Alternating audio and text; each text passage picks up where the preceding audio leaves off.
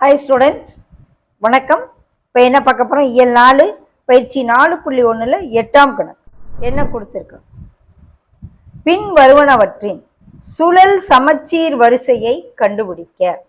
அதனுடைய மையத்தை பொறுத்து இதை சுற்றணும்னா 360 டிகிரிக்குள்ளர குறைந்தது 2 முறையாவது வரணும். அதுதான் சுழல் சமச்சீர் தன்மை கொண்டது.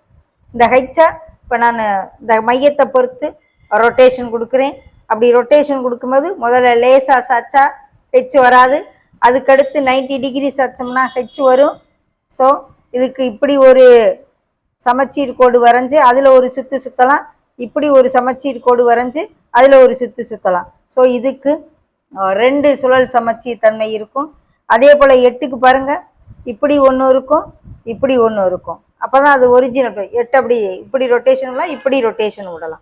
ஸோ இதுக்கும் 2 இருக்கும். இதுக்கு பாருங்கள், இந்த பக்கம் 1, இந்த பக்கம் 1 2, இந்த பக்கம் 1 3, இந்த பக்கம் 1 4. ஸோ இதுக்கு வந்து மொத்தம் 4 சமச்சீர் கோடு இருக்கும், சுழல் சமச்சீர் வரிசை இருக்கும்.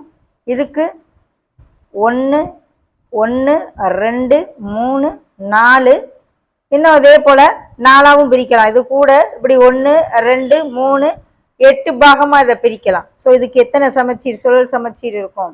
8 இருக்கும்.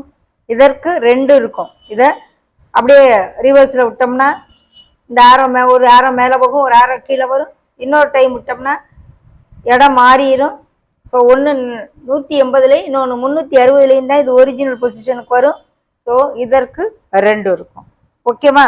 சுழல் சமச்சீருங்கிறது அது அப்படியே ரொட்டேஷன் பண்ணி ரொட்டேஷன் பண்ணி ரொட்டேஷன் பண்ணி இப்படி பார்க்கணும்.